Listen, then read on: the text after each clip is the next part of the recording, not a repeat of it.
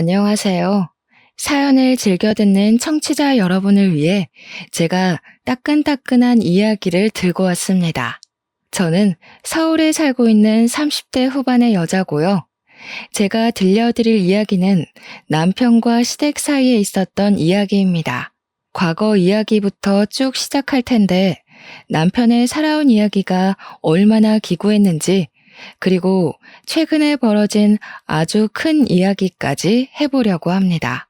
마음을 곱게 쓰지 않은 사람의 최후가 얼마나 더러운지 제 이야기를 들어보신다면 격하게 공감이 갈 것이라 생각됩니다. 그럼 지금부터 이야기를 시작해 보도록 하겠습니다. 우리 남편은 유년 시절을 아주 불행하게 보냈습니다. 우리 남편이 어릴 적 친모가 병으로 세상을 떠나게 되면서 엄마의 손길이 필요했던 남편을 위해 시부는 새장가를 들게 되었습니다. 그때는 남자 혼자 애를 키운다는 게 상당히 불쌍하게 여겨지던 시절이라 주위 사람들이 발벗고 나서서 시부의 재혼 자리를 알아봐 주었다고 했어요. 그때 우리 시부는 일이 무척이나 바쁜 실력 있는 목수였는데 실력이 진짜 좋아서 돈도 많이 벌었지만 각 지방에서 끊이지 않는 일거리를 쫓아다녀야 해서 바빴대요. 돈을 버는 만큼 시간에 쫓기게 되고 자연스럽게 우리 남편을 돌봐줄 사람이 필요했던 거죠. 시부의 재혼은 오로지 남편을 위한 결정이라고 해도 과언이 아니라고 했습니다. 남편을 챙겨줄 사람을 구하기 위해 재혼을 선택한 시부의 결혼 생활은 행복했을까요? 우리 남편은 행복했을까요? 시부는 그 와중에도 새엄마가 들어오면 남편을 챙기지 않을 수도 있다는 불안감과 걱정에 아이가 딸린 여자를 새엄마로 들인 겁니다. 그래서 우리 남편은 새엄마가 생긴 날 4살 차이가 나는 여동생도 생기게 되었죠. 처음에는 우리 남편이 4살이나 어린 여동생이 생겨서 참으로 좋았다고 했었어요. 우리 남편이 초등학교 6학년일 때 시부가 재혼을 했으니 여동생은 초등학교 2학년이었죠. 남편은 나서서 동생이랑 놀아주고 참 잘 챙겼다고 했어요. 그런데 새엄마 입장에서는 그게 불편하고 싫었대요. 초등학교 6학년이면 알 거 다 아는 나이 아니냐고 우리 딸은 아무것도 모르는데 아들이 나쁜 마음 먹으면 어떡하냐면서 걱정을 했대요. 우리 남편한테 자기 딸한테 가까이 가지 말라고 소름 끼친다고 딴 마음 먹는 거 아니냐고 그런 소리를 대놓고 했다는 겁니다. 우리 남편은 그냥 여동생이 귀엽고 예뻐서 놀아주고 싶고 챙겨주고 싶었던 건데 겸상도 하지 말라는 식으로 말해서 너무 속상했다고 했어요. 그 어린애가 알면 뭘 안다고 그러겠어요. 그러던 도중에 신우가 학교에서 실내화를 갈아 신고 까먹고 신발 주머니와 운동화를 챙기지 않아서 신발을 분실하게 된 거예요. 놀란 신우이가 남편한테 찾아가서 오빠, 나 운동화를 잃어버렸어 하면서 엉엉 울었대요. 남편은 신우의 신발을 찾아주려고 선생님께 양해를 드린 뒤에 같이 운동장도 찾아보고 학교 건물도 찾아보고 분실물 모아둔 곳에 가서도 찾아보았대요. 신발장도 다 뒤져보고 쓰레기 소각장도 다 가봤는데 누가 가져간 건지 결국 신발을 찾지 못하게 된 거죠. 실내화 신고 집까지 오게 되면 실내화가 더러워지고 내일 학교에서 당장 신을 실내화가 없으니까 둘은 고민에 빠지게 된 겁니다. 1시간을 넘게 학교를 뒤지다가 결국에는 남편이 신우를 업은 상태로 집까지 10분을 꼬박 걸어온 거예요. 동생 발에 흙이라도 묻을까봐 그 어린 나이에 동생 가방까지 다 목에 걸고 애를 업고 온 거죠. 초등학교 6학년짜리가 힘이 있으면 얼마나 있었겠어요? 땀 뻘뻘 흘리면서 여동생을 업고 집에 왔더니 시모가 난리가 난 거죠. 뭔데 내 딸을 업고 오냐부터 시작을 해서 남편이 땀을 뻘뻘 흘리고 있으니까 더럽다고 당장 씻으라고 혼을 내고 신우가 시모의 말에 놀라서 아니라고 오빠가 나 신발 잃어버려서 실내화 더러워질까봐 업어준 거야 하니까 또 트집을 잡더래요. 그냥 그거 신고 걸어오는 게 낫지 생각이 불순해서 업고 온 거 아니냐고 표독스럽게 남편을 추궁한 거죠. 우리 남편은 그때 자기도 모르게 깨달았대요. 뭘 해도 새엄마는 나한테 마음 열 생각이 없구나. 나랑 잘 지내볼 생각이 없구나 하고요. 주말에 시부가 지방에서 일을 끝내고 집으로 돌아오면 그때는 또 잘해주는 척 엄청나게 신경을 써줬다고 했어요. 그래서 남편은 주말이 차라리 빨리 왔으면 좋겠다. 시부가 오는 날만큼은 진짜 가족처럼 화기애애 하니까 엄청 기다렸대요. 하지만 매번 올라올 수 있었던 것도 아니었대요. 시부가 주말에도 지방에 일을 하러 가게 되거나 출근을 하게 되면 지옥이었다고 했어요. 방문을 잠그고 거실에 나와볼 수조차 없었대요. 거실에 나가면 왜 나왔냐고 방에 들어가라고 윽박을 질러서요. 밥은 맨날 맨밥에 김치, 김, 참치캔 이런 것만 주고 먹고 싶은 걸 말해도 어쩌라고 하면서 들어주지도 않았대요. 신우가 먹고 싶다는 건 사다 주던 해주던 어떻게든 먹게 해주면서 남편이 햄이라도 구워주시면 안 돼요? 하면 햄이 없어 하고 말았대요. 솔직히 애 키우는 집에서 햄은 무조건 구비해두는 재료 중에 하나잖아요. 먹는 걸로 차별받으면 정말 서러운 거 아시죠? 하지만 남편은 새엄마니까 하면서 꾹꾹 참고 그러려니 했대요. 아무튼 우리 남편이 중학생이 되고 나서부터는 차별의 강도가 점점 심해지기 시작했대요. 집에 가봐야 온 것도 모르고 아예 신경도 안 쓰고 밥도 제대로 챙겨주지도 않았고요. 오죽하면 교복 빨래도 남편이 스스로 해야만 했다고 하니까 정말 심호가 나빠도 너무 나빴죠. 집에 있는 게 너무나도 싫었던 남편은 결국 시부한테 부탁을 해서 종합학원을 다니기 시작했대요. 학교 수업이 끝나고 학원에 가서 하루 종일을 시간을 보내고 집으로 돌아오는 게 마음이 편했던 거죠. 저녁밥으로 편의점에서 삼각김밥에 컵라면 하나씩 사 먹으면 시간을 버티고 버텼던 거예요. 한창 클 나이에 부실하게 먹어서 키가 크지 못할 법도 한데 시부가 체격이 좋아서 그런 건지 남편은 키도 쑥쑥 크기 시작했어요. 그러다 보니 또 부작용이 생기게 된 거죠. 바로 교복 바지가 너무 짧아진 겁니다. 교복이 무슨 칠부 바지처럼 짧아졌는데 사달라는 말을 못해서 그냥 입고 다니게 된 거죠. 그런데 우리 남편이 또 웃긴 게 친구들 사이에서 나름 인기도 좋고 잘 나가는 친구였나 봐요. 그 학교에 교복 바지를 칠부로 수선해서 입는 게 유행을 타기 시작한 거예요. 남편은 그냥 교복 사달라는 말을 못해서 입게 된 건데 친구들은 돈을 주고 수선을 하면서 칠부로 입고 다닌 거죠.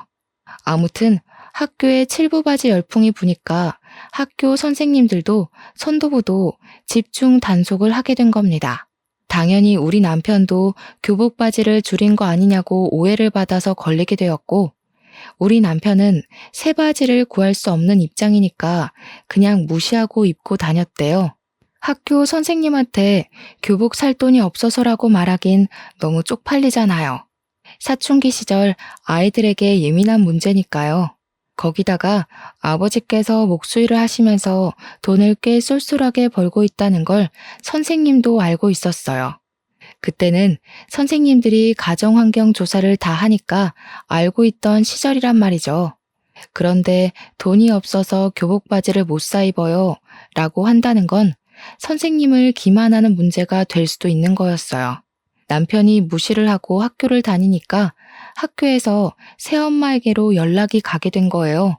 애가 행색이 영 불량해지고 요즘 어울리는 친구들도 좀 별로라고 하면서 새엄마를 학교로 호출한 거죠. 남편의 담임 선생님이요. 그제야 시무가 남편의 바지가 그 모양인 걸 알게 된 거였어요. 그전까지 남편이 학교 가는 걸 마중 나간 적도 없고 빨래도 안 해줬으니까요. 시모는 쪽팔리게 이런 걸로 학교로 오게 만든다면서 교복 바지를 새로 사줬다고 했어요. 물론 학교에 오고 가고 하게 만든 벌이라며 남편의 따귀를 엄청 세게 한 대 쳤다고 하더라고요. 그때 우리 남편은 새 교복 바지를 꽉 쥐고 결심을 했대요. 하루빨리 이 집을 탈출해야겠다고요. 대학을 가서 아르바이트를 하던 아니면 빨리 취직을 하던 꼭 이 집을 탈출해서 혼자 마음 편하게 살겠다고. 고등학교에 들어가서는 시모의 경계가 더 심해졌다고 했어요. 신우가 2차 성장이 찾아오면서 사춘기를 맞이하게 됐고 남편이 혹여라도 무슨 짓을 할까봐 시모가 곤두서 있었던 거죠.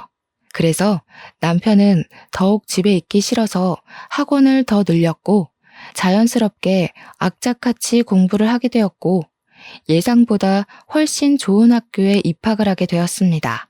우리 남편이 대학에 입학을 하고 시부가 무척이나 자랑스러워했다고 해요. 그런데 그때쯤 신우가 중학교 3학년이었는데 사고를 치고 다니기 시작한 거예요. 불량한 학생들이랑 어울려 다니면서 담배도 피우고 동급생 애들한테 돈을 갈취해서 노래방을 다니기도 하고 술을 마시고 그런 거죠. 신우이가 사고를 칠 때마다 시모는 학교에 불려가서 죄송합니다, 죄송합니다 하고 와야 했다고 했습니다. 그런데도 불구하고 신우는 반성이 없었고 시모한테 대들며 싸움이 점점 늘어나게 된 거죠. 그러면 시모는 자연스럽게 남편의 탓을 하면서 네가 교복 줄이고 불량한 애들이랑 어울려 다니더니 네 동생이 너 따라한다. 남편한테 화를 냈대요.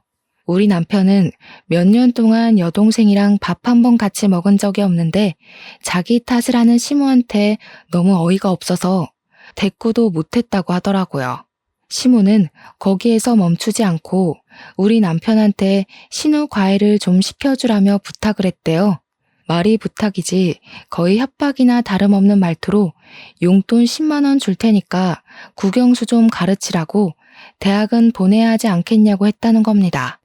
어차피 같은 집에 살면서 틈틈이 시간 날 때마다 몇 시간씩 애 봐주는 건데 용돈 받는 셈 치고 애 공부 좀 시키라고 했대요.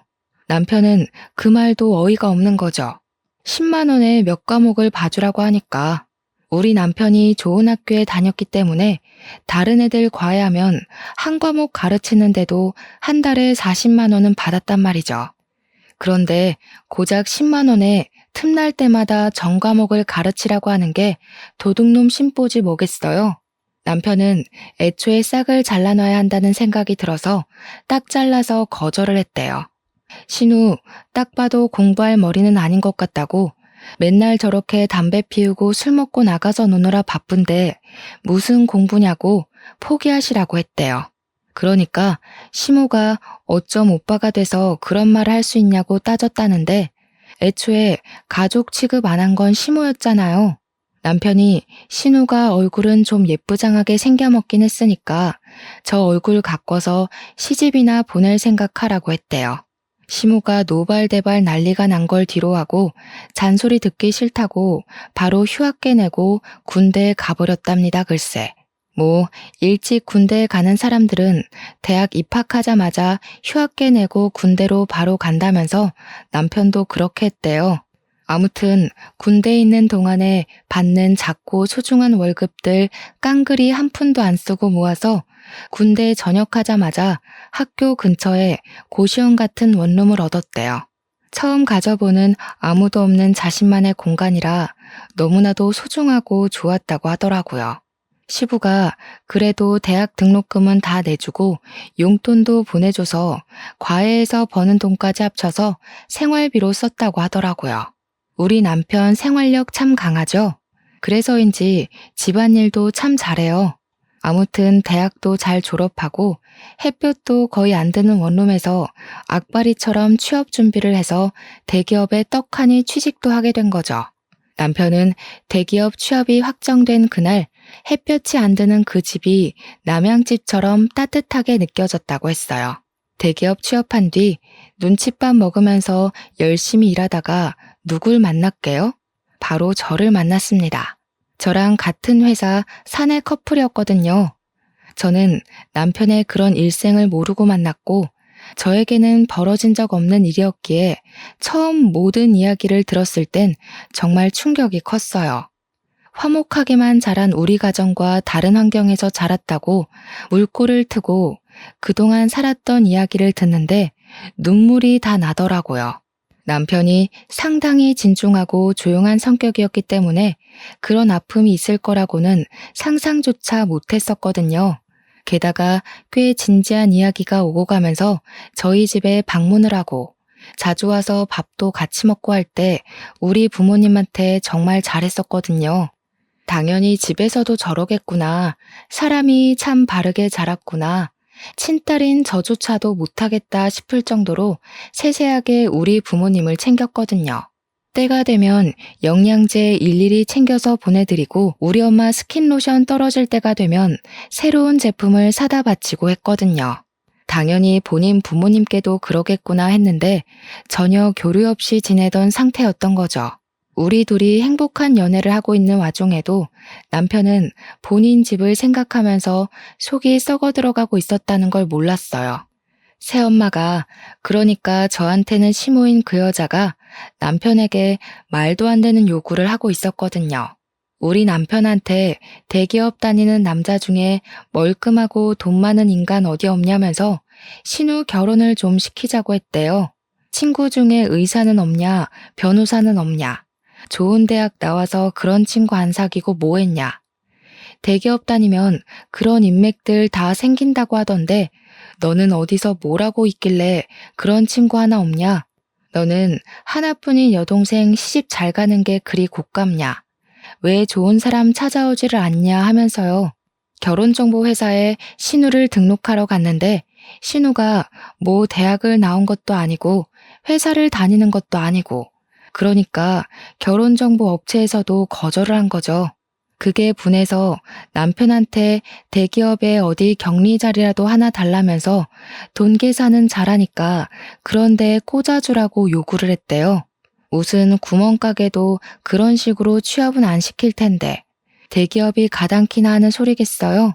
남편이 하루 이틀은 걸러들었는데 얼굴을 마주칠 때마다 그런 소리 하면서 자리 내놔라 하니까 스트레스를 받은 거죠.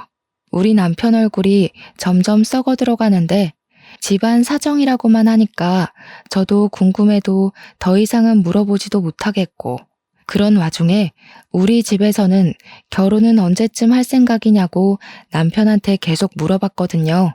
나이가 30 초반이 넘어갔는데 우리 집에서도 슬슬 결혼했으면 좋겠다 하면서 남편 옆구리를 찌르니까 남편은 그게 고민이 된 거였어요. 시모가 저한테 무슨 소리를 할지도 모르고 어떤 요구를 할지도 모르는 상태니까 걱정이 돼서 저를 집에 소개해 주는 게 겁이 났던 거죠. 혹시라도 제가 지레 겁먹고 결혼 못하겠다고 도망이라도 가면 큰일이니까요. 모든 이야기를 듣고 나서 저의 결심은 바뀌지 않았어요. 언제까지 이렇게 미룰 수는 없다는 생각이 들어서 큰 마음 먹고 남편에게 이야기를 했습니다. 나는 매 맞을 준비 다 되어 있으니까 시댁에 인사를 드리러 가자고 했죠. 그러면서 혹시 시부는 당신의 과거를 다 알고 있냐? 차별받으면서 억울하게 부당한 대우받고 산 거 알고 있냐고 하니까 아예 모른다고 하더라고요. 원래 집에 자주 오지도 않았고 지금도 여전히 일을 하고 계신다고. 물론 예전처럼 매일같이 집에 없는 건 아니지만 간간히 나가신다고 했어요. 뭐 남편이 대학을 다니면서부터 자취를 시작했으니까 시부도 모를 수는 있다고 생각은 했지만 그것도 시부를 제가 색안경 끼고 보게 된 계기이기도 했거든요. 조금만 들여다보고 아들한테 관심을 가졌으면 시부도 알 수 있는 내용 아닌가 싶었고요. 주말에는 되도록 집에 있으려고 하셨다고 했으니까요. 근데 눈치 자체를 못 챘다는 게 우리 남편한테 그냥 관심이 없었던 건 아닐까 하는 생각으로 빠지게 되었죠. 어쨌든 시댁에 인사를 드리러 갔는데 시무랑 신우가 절 딱 보자마자 위아래로 쭉 훑어내리는데 느낌이 쎄하더라고요. 신우가 절 보면서 눈은 안 우는데 입꼬리만 올려서 억지로 웃는 그 얼굴 있죠? 그렇게 웃으면서 말하더라고요. 새언니, 축하해요. 우리 집처럼 화목하고 단란한 집에 시집 오는 게 쉬운 일은 아닌데. 요즘 시월드다 뭐다 말 많잖아요? 우리 집에 온 건 축복받은 일이지. 감사하게 생각해요. 누가 누구한테 감사하게 생각하라는 건지. 그 이야기 듣자마자 소름이 쫙 올라오더라고요. 대놓고 그냥 시월드에 오신 걸 환영합니다. 라고 이야기하는 것 같았거든요. 제가 선물로 제철 과일 바구니를 백화점에서 비싼 거 사서 갔는데 과일 바구니 보자마자 시모가 뭐라고 했는지 아세요? 어머나, 세상에서 두 번째로 쓸모없는 걸 들고 왔네. 값만 비싸지 실속은 하나도 없는 거. 예, 첫 번째는 뭔지 아니? 바로 꽃바구니란다. 꽃이랑 과일은 하등 쓸모없으니 앞으로는 들고 오지 말아라. 고기면 몰라도 과일이 뭐니? 근데 진짜 저도 이런 사연을 많이 들어도 보고 찾아도 봤는데 보고 들으면서 매번 다짐한 게 있거든요. 내가 저런 취급을 받으면 하나하나 다 말대꾸를 해야지 했는데 막상 제 일로 닥치니까 입이 얼어붙은 사람처럼 말이 안 나오더라고요. 머릿속이 새하얗게 변하는데 어버하고 있으니까 우리 남편이 딱 그러더라고요. 마음에 안 드시면 저희가 다시 들고 가죠 뭐. 우리 장인 장모님이 과일 좋아하시니까 차라리 잘 됐네. 자기야, 집에 가서 장인 장모님이랑 나눠 먹자. 그러면 되지? 그러니까 시모가 당황해서는 남편한테 아니 말이 그렇다는 거지. 우리도 과일 좋아하거든. 우리 딸이 멜론 좋아하잖아. 오빠가 돼서 그것도 모르니? 하더라고요. 멜론 비싼 과일인데 잘 됐다고 이따가 우리 딸 입에 쏙 넣어줄게 하는데 남편이 심드렁하게 이야기를 했어요. 난 집에서 이런 비싼 과일을 먹어본 적이 없어서 몰랐네. 이렇게요. 우리 남편이 정말 처음으로 존경스러운 순간이었습니다. 어떻게 바로바로 그런 말을 뱉어내는지 멋있어 보였어요. 시모는 그 와중에도 입을 삐쭉 내밀고는 아니, 내가 어릴 땐 주지 않았나? 하면서 변명하고 있었고요. 그런데 시부가 딱 그러더라고요. 뭘 보자마자 예비 며느리한테 나를 세우고 그러냐고 저녁부터 먹고 이야기하자고요. 어차피 기대도 안 한 식사 자리긴 했는데 반찬이 생각보다 너무 단출해서 좀 실망감이 컸어요. 우리 남편이 이런 취급을 받고 자랐구나 싶어서 제 마음 한구석에서 스멀스멀 언짢은 기색이 올라오고 있었죠. 시부가 헛기침을 하더니 고기라도 굽지 준비를 왜 하다 말았냐고 타박하니까 시무가 뭐라고 했게요? 제가 고기를 사올 거라 생각해서 고기를 따로 준비해두지 않았다고 제 탓을 하는 겁니다, 글쎄. 신우가 옆에서 시무 말에 거듭답시고 언니가 센스가 좀 있었어야 했는데 센스가 없다면서 맞장구를 치더라고요. 대기업에서 눈치 없으면 살아남기 힘든 거 아니냐고 하면서 내가 언니한테 꼽을 주려는 건 아니고 언니 걱정돼서 하는 말이지 하더라고요.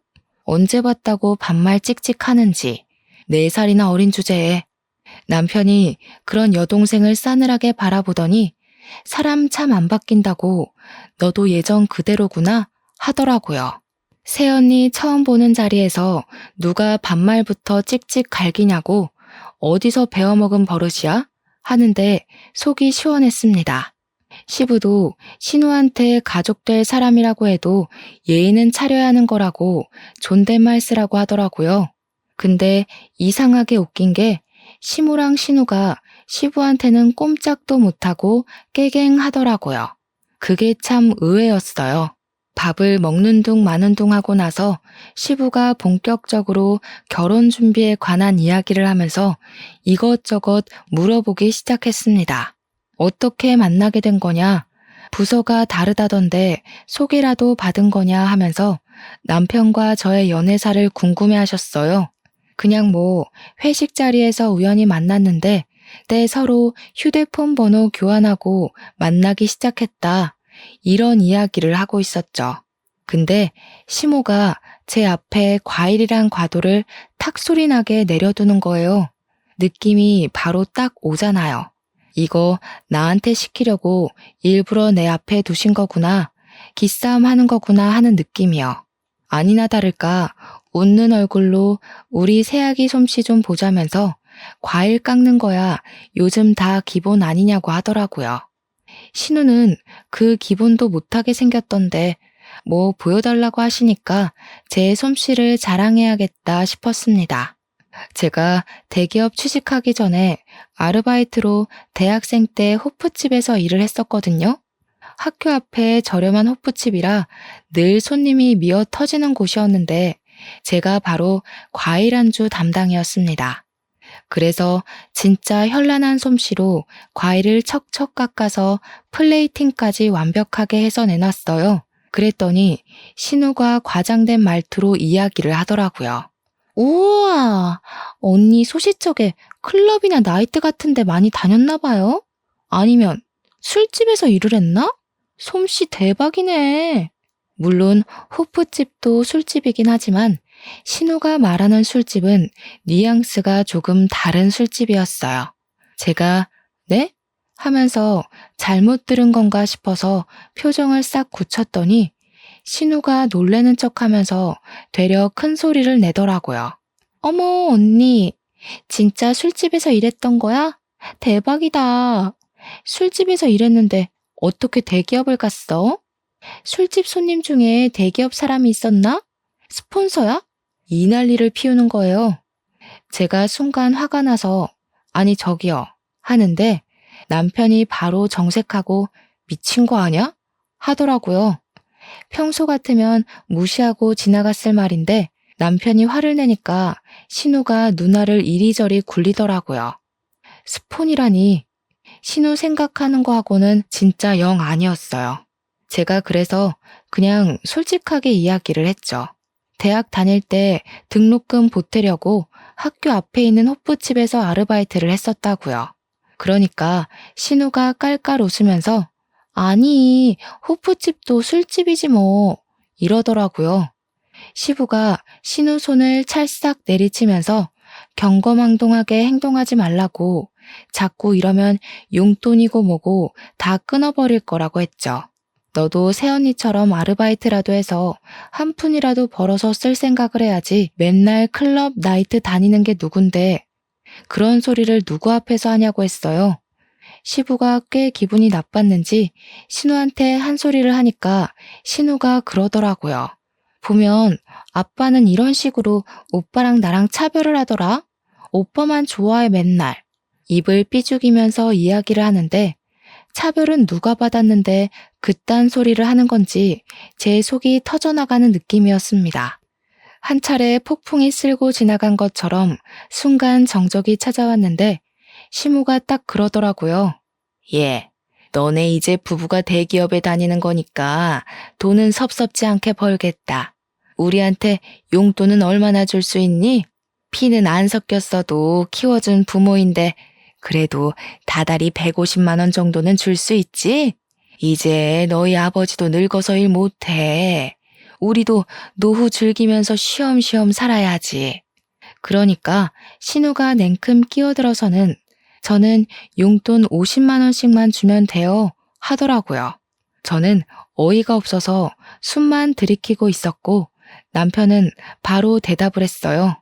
너는 알아서 벌어서 쓰도록 하고 시댁에 주는 만큼 처가에도 당연히 드려야 하는데 그럼 우리는 뭐 먹고 삽니까? 애 낳아서 키우려면 돈도 모아야 하고 아직 아파트 대출도 남아있어요. 한 달에 30만 원 정도 용돈은 드릴 수 있습니다. 그건 와이프랑도 이야기 끝냈고요. 30만 원이라는 말에 시모가 아니 그런 법이 어디 있냐고 이야기를 하는데 시부가 말을 딱 끊더라고요. 용돈이고 뭐고 다 필요 없으니까 둘이서 행복하게 알아서 잘 살라고 그게 효도하는 거라고요. 시무는 씩씩거리면서 시부한테 애들 키워놨는데 우리 노후는 책임지라고 해야지 하고 있고 시부는 바라는 게 뭐가 그리 많냐고 애들끼리 행복하게 사는 게 우리 노후를 즐겁게 하는 거라고 딱 잘라서 이야기했습니다. 적어도 시부는 생각이 제대로 박힌 것 같아서 다행이라고 느꼈죠. 그렇게 첫인사와 동시에 결혼 허락을 받고 상견례 자리를 마련하게 되었습니다. 당연히 우리 부모님께는 시작부터 단단히 일러두었죠. 우리 남편의 과거를요. 차별도 심하게 받았지만 시무랑 신우가 무척이나 상식적이지 않은 사람이라고 한 귀로 듣고 한 귀로 흘려달라고 부탁을 드렸습니다. 어차피 결혼하게 된다 하더라도 자주 마주칠 사람은 아니니까 걱정하지 말아달라고요. 솔직히 우리 부모님께서 걱정을 하지 않았다고 하면 그것도 거짓말이긴 하죠. 하지만 워낙 우리 남편을 예뻐해 주시기도 했고 차별이라는 말이 나오자마자 아버지께서 무척이나 분노를 하셨거든요. 이렇게 착하고 예쁜 아들을 누가 차별을 하면서 키웠냐고. 이제 우리 사위니까 아들이나 마찬가지라고요. 당연히 상견례 자리에서 시무랑 신우가 말도 안 되는 말과 행동을 했습니다. 예상했던 일이고 미리 일러두었던 터라 크게 당황하지는 않았지만 어이는 없더라고요. 상견례를 한정식 집에서 했는데 식당에 자리를 안내받아서 들어가자마자 핀잔 주기 바쁘더라고요. 대기업의 센스가 이 정도밖에 안 되냐면서 무슨 호텔 레스토랑에 룸 잡고 밥 먹는 줄 알았는데 이런 집이면 친구들한테 자랑도 못하겠다고요. 시무랑 신우가 구시렁구시렁 거리는데 우리 부모님은 딱 시부랑 할 이야기만 나누시더라고요. 대놓고 시모를 무시하니까 시모도 나중에는 조용히 옆에서 끼어들 말만 탁탁 끼어드시대요. 우리 부모님께서 애들 집은 지금 사위가 혼자 사는 그 집에서 신혼집 꾸미는 거냐고 대출금은 좀 갚아주시냐고 물어보았어요. 그러니까 시모가 끼어들어서는 우리 먹고 죽을 돈도 없다고 애들 못 도와준다고 못을 박더라고요. 그러면서 용돈은 달라고 했더니 칼같이 거절하더라. 애들 키워봐야 소용도 없다 하더라고요. 우리 부모님이 한 귀로 듣고 흘리고는 그럼 예단이나 예물도 하지 마시고 애들끼리 알아서 하게 내버려 두자고 했어요. 시부가 고개를 끄덕이고 있는데 시무가 끼어들더니 아니 그건 또 이야기가 다르죠 하는 겁니다. 내 친구들 보니까 모피도 받고 가방도 받던데 나도 하나쯤은 받아도 되는 거 아니냐고. 그러니까 신우가 옆에서 나도 백 하나는 사줘야 하는 거 아니야? 하는 거예요. 우리 부모님께서 다시 대화를 원점으로 돌려서 그럼 집 대출금은 갚아주시는 거냐고 하니까 그건 또 쏙 무시하고 애들이 알아서 대출금 갚아야지 왜 우리한테 이야기를 하냐고 하는데 답이 없었습니다. 말이 영 안 통하니까 제가 나서서 집이며 혼수며 알아서 다 할 테니까 예단 예물도 따로 하지 않겠다고 못을 박았어요. 반지도 그냥 서로 마음에 드는 걸로 알아서 골라서 사겠다고 아무것도 하지 마시라고 선을 그었죠. 그러니까 시무가 아니 우리도 받을 건 받아야 하지 않겠냐고 시부 옆구리를 쿡쿡 찌르는 겁니다.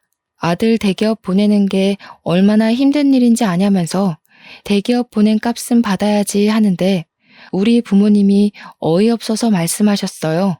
우리도 우리 딸 대기업 보내느라 힘들었다고. 근데 솔직히 애들이 알아서 잘해서 간 거 아니냐고요. 언성이 조금 높아지니까 그제야 시부가 인상 팍 쓰더니 시모한테 가만히 좀 있으라고 정신 사납다고 한마디 하시더라고요. 결국에는 우리 뜻대로 알아서 하는 걸로 정했고 남편이 시댁 근처에도 가지 말자고 하더라고요. 다행히 남편이 살던 아파트가 친정이랑 가까운 위치여서 그러자고 했어요. 결혼하고 나서는 꽤 살만했습니다. 남편도 자신만의 가정을 꾸려서인지 안정을 찾아가는 것 같았고요. 우리 부모님이랑 자주 만나서 밥을 먹는데 이제야 정말 가족이 생긴 기분이라며 부모님께 감사하다고 인사도 하고요. 시댁이랑은 최소한의 도리만 지키면서 거리를 두고 살았습니다. 그렇게 몇 년의 시간이 흐르고 갑자기 시댁에서 소란스러운 일이 벌어졌어요. 다름 아닌 신우가 혼전 임신을 해서 결혼을 갑작스럽게 준비하게 되었다는 것이었습니다. 저는 놀래서 신우가 만나던 남자친구가 있었어요?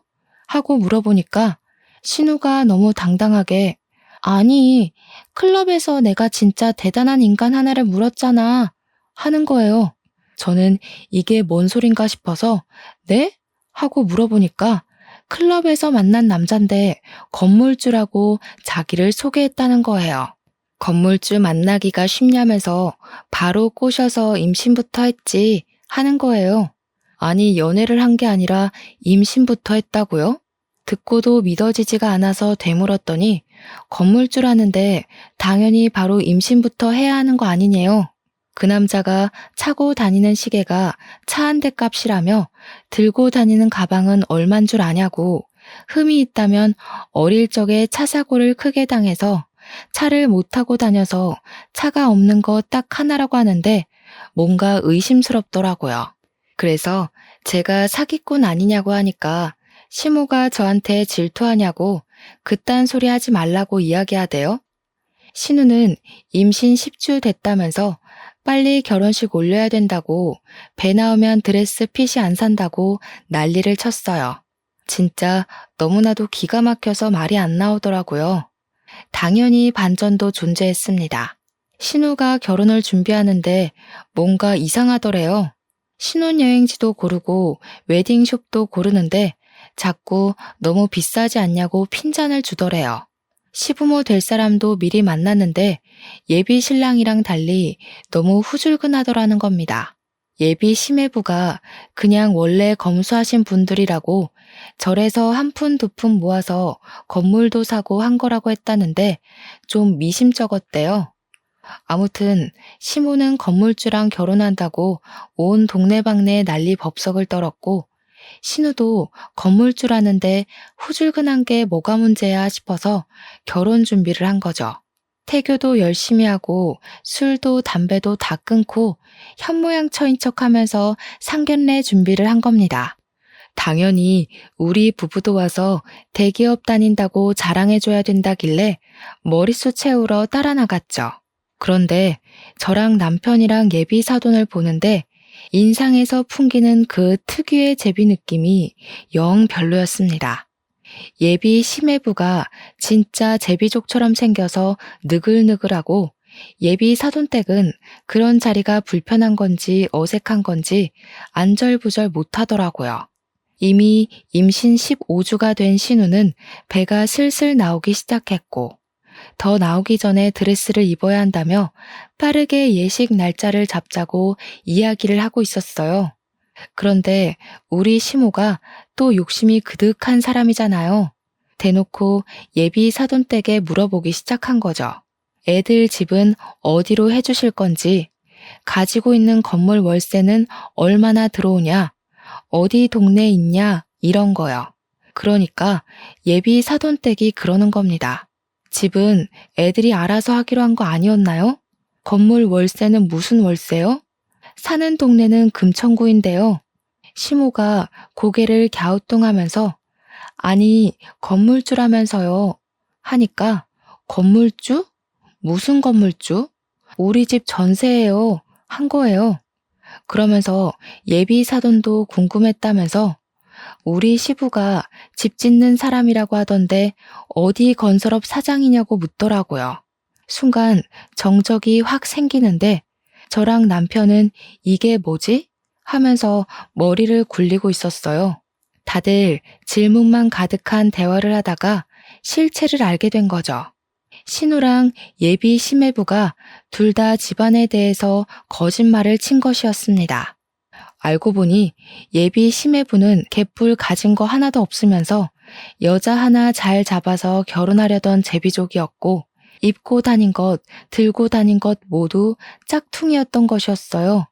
신우는 행색만 보고 건물주라고 하니까 우리 아빠도 건설 쪽 일한다고 집 짓는 사람이야, 사장이야 하면서 거짓말을 친 거죠.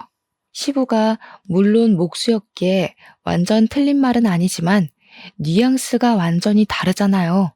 그 사실을 상견례 자리에서 모조리 다 알게 된 거죠.